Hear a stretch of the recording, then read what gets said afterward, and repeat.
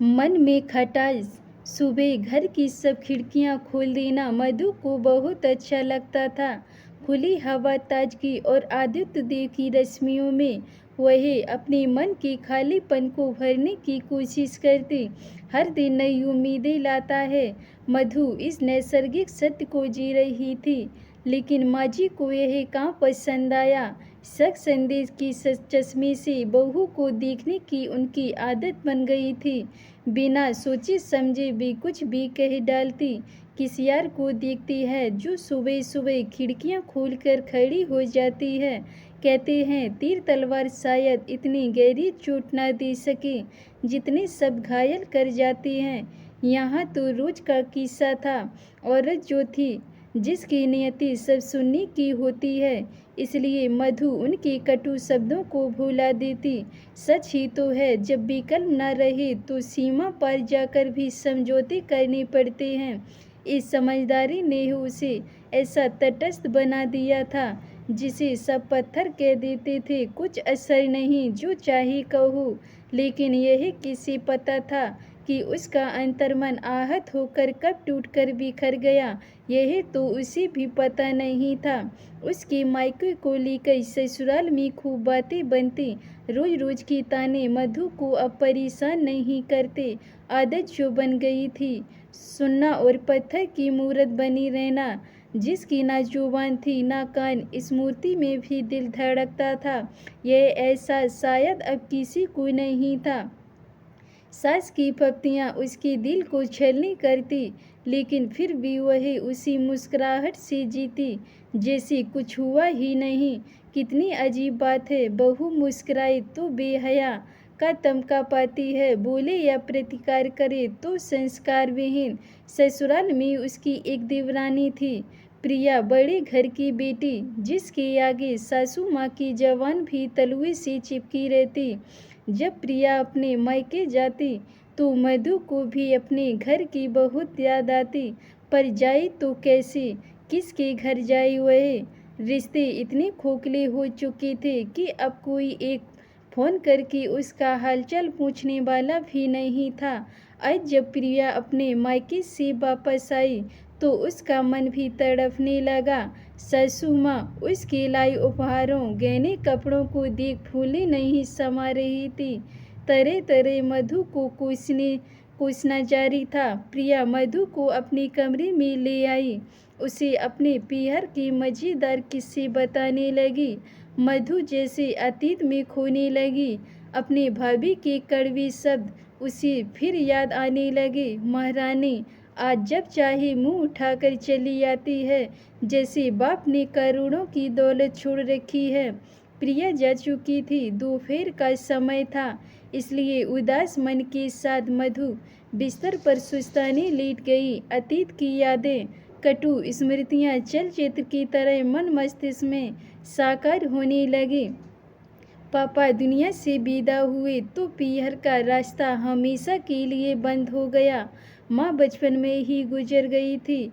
पापा ने ही दोनों बड़े भाई बहनों को संभाला था। यही सच था कि उन्होंने कभी माँ की कमी महसूस नहीं होने दी थी। मधु ने छोटे भाई को ऐसे ही ममता भरा प्यार दिया जैसा बच्चा अपनी माँ से उम्मीद करता है।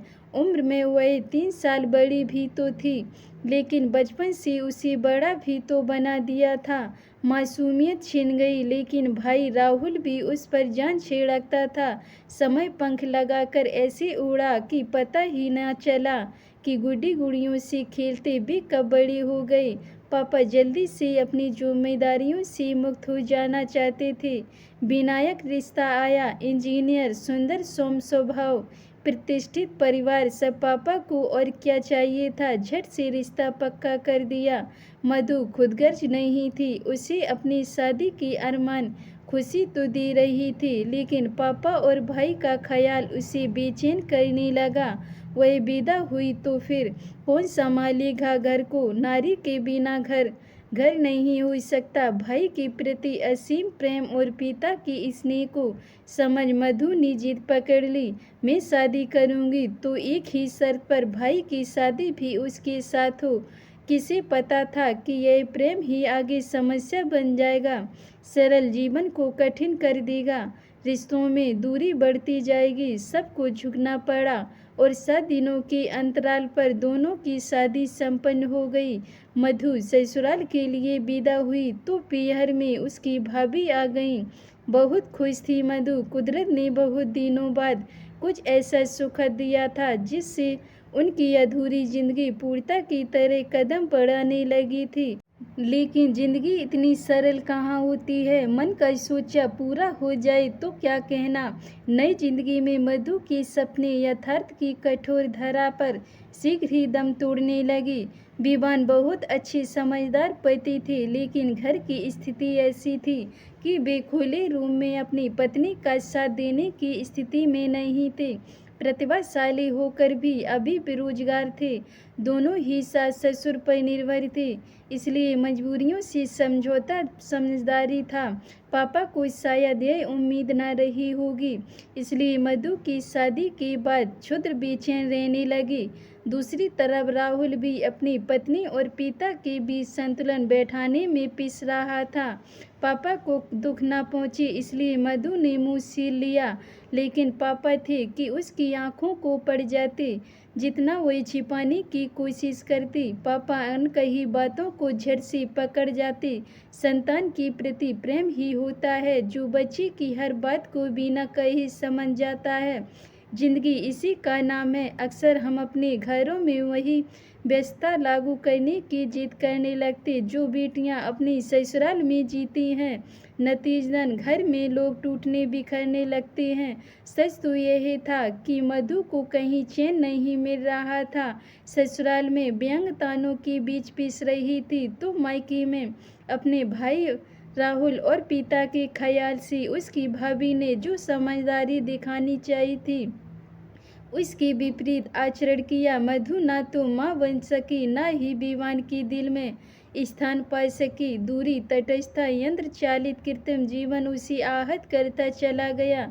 घड़ी ने टन टन अलार्म बजाया। मधु जैसी चौंक पड़ी। उसे अपने जिंदा होने का एहसास हुआ। चेहरे पर पसीने की बूंदें झलक रही थी। वह उठी, एक गिलास पानी पिया और खाली कमरे में फिर अपने खालीपन से खेलने लगी। पुरानी यादें फिर से ना चाहते हुए भी उसके आगे नाचने लगी। जब पिता का देहांत हुआ तो 12 दिन भी उसने मायके में कैसे निकाले थे, वही कठोर अनुभव उसे याद आने लगा। भाई राहुल बेचारा कितनी कोशिश करता रहा कि दीदी को कुछ महसूस ना हो, लेकिन मधु कोई बच्ची नहीं थी। वही समझ गई कि पापा के बाद उसका रिश्ता भी इस घर से टूट गया है। फिर एक दिन वह अनुभव भी पूरा हो गया जिसने मधु के सारे भ्रम तोड़ दिए। राहुल की जिद पर वह मायके चली आई। भाई के साथ बहन को देख भाभी का मुंह फूल गया। रात को मधु ने उसकी कमरे से आती तेज आवाज़ों को सुन लिया। राहुल अपनी पत्नी के गैर जिम्मेदाराना व्यवहार से खींच उठा था। उसकी बीवी ने साफ साफ शब्दों में अल्टीमेटम दे दिया, अगर यह बेहया मुझे दोबारा यहाँ दिखी तो समझ लेना उसी क्षण फांसी के फंदे से झूल जाऊंगी। मुझे क्या बेवकूफ़ समझते हो? मुझे पता है यह मायके में क्यों मड़राती है। पूरी संपत्ति हड़पने के बाद तुम्हें सड़क पर ना ला दी तो कहना इसके बाद शायद हाथापाई भी हुई होगी। राहुल यह बात कैसे सहन कर पाता? नफरत से मधु तड़प उठी। छी, क्या कोई ऐसी नीच सोच भी हो सकती है? पूरी रात मधु ने जागती निकाल दी। वह घर जिसमें वह पड़ी बड़ी थी अचानक जहर की तरह चुभने लगा। सुबह होते ही वह बिना कुछ कहे वापस अपनी ससुराल आ गई। उसे इंतजार था कि राहुल आएगा माफ़ी मांगने, लेकिन वह नहीं आया। अब मधु को अपना फैसला सही लगने लगा।